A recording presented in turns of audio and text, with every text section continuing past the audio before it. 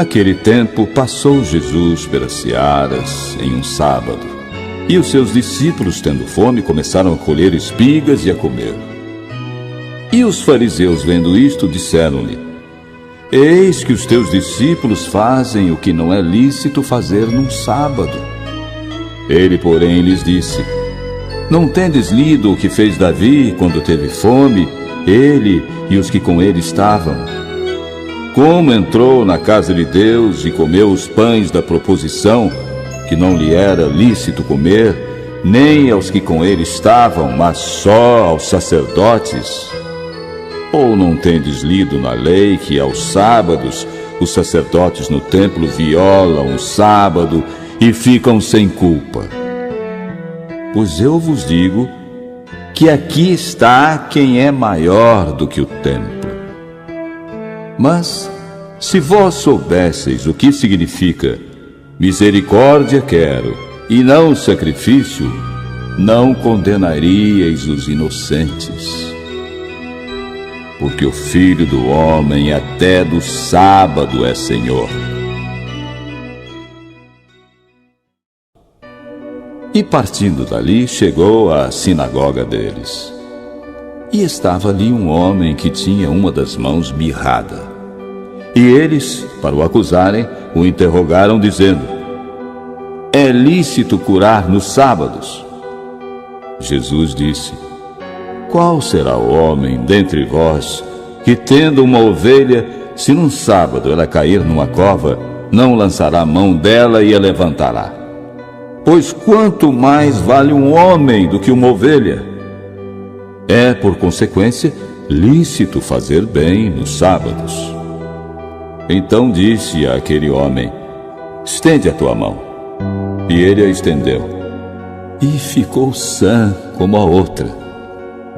E os fariseus, tendo saído, formaram conselho contra ele para o matarem. Jesus, sabendo isso, retirou-se dali. Grandes multidões o acompanharam, e ele curou a todas. E recomendava-lhes rigorosamente que não o descobrissem, para que se cumprisse o que fora dito pelo profeta Isaías, que diz: Eis aqui o meu servo que escolhi, o meu amado, em quem a minha alma se compraz. Porei sobre ele o meu espírito, e anunciará aos gentios o juízo. Não contenderá, nem clamará, nem alguém ouvirá pelas ruas a sua voz. Não esmagará a cana quebrada, e não apagará o morrão que fumega, até que faça triunfar o juízo. E no seu nome os gentios esperarão.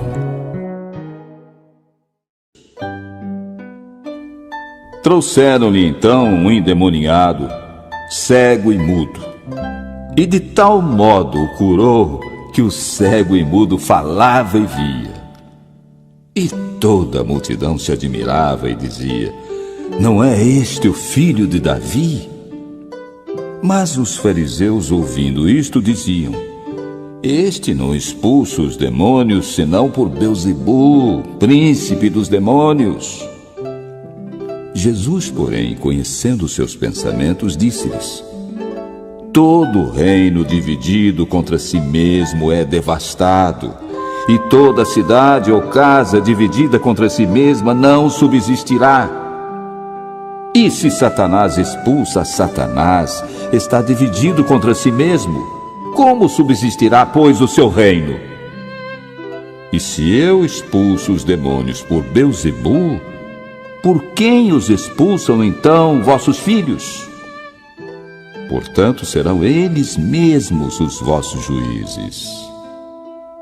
Mas, se eu expulso os demônios pelo Espírito de Deus, logo é chegado a vós o reino de Deus. Ou como pode alguém entrar em casa do homem valente e furtar os seus bens, se primeiro não amarrar o valente, saqueando então a sua casa? Quem não é comigo é contra mim, e quem comigo não ajunta, espalha.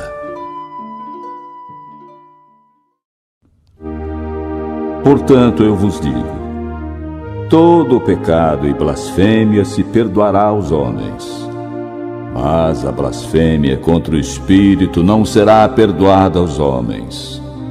E se qualquer disser alguma palavra contra o Filho do Homem, ser-lhe-á perdoado. Mas se alguém falar contra o Espírito Santo, não lhe será perdoado, nem neste século, nem no futuro. Ou fazei a árvore boa e o seu fruto bom, ou fazei a árvore má e o seu fruto mau, porque pelo fruto se conhece a árvore. Raça de víboras, como podeis vós dizer boas coisas sendo maus? Pois do que há em abundância no coração, disso fala a boca. O homem bom tira boas coisas do bom tesouro do seu coração, e o homem mau do mau tesouro tira coisas más. Mas eu vos digo que de toda palavra ociosa que os homens disserem, hão de dar conta no dia do juízo. Porque por tuas palavras justificado serás, e por tuas palavras condenado serás. Então alguns dos escribas e dos fariseus tomaram a palavra, dizendo: Mestre, quiséramos ver da tua parte algum sinal. Mas ele lhes respondeu e disse: Uma geração má e adúltera pede um sinal, porém não se lhe dará outro sinal, senão o do profeta Jonas. Pois como Jonas esteve 3 dias e 3 noites no ventre da baleia, assim estará o Filho do Homem, 3 dias e 3 noites no seio da terra. Os ninivitas ressurgirão no juízo com esta geração e a condenarão, porque se arrependeram com a pregação de Jonas.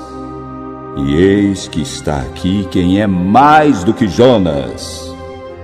A rainha do meio-dia se levantará no dia do juízo com esta geração e a condenará, porque veio dos confins da terra para ouvir a sabedoria de Salomão. E eis que está aqui quem é maior do que Salomão. E quando o espírito imundo tem saído do homem, anda por lugares áridos, buscando repouso e não o encontra. Então diz: Voltarei para minha casa de onde saí. E voltando, encontra a casa desocupada, varrida e adornada. Então vai e leva consigo outros 7 espíritos piores do que ele, e entrando habitam ali. E são os últimos atos desse homem piores do que os primeiros. Assim acontecerá também a esta geração má.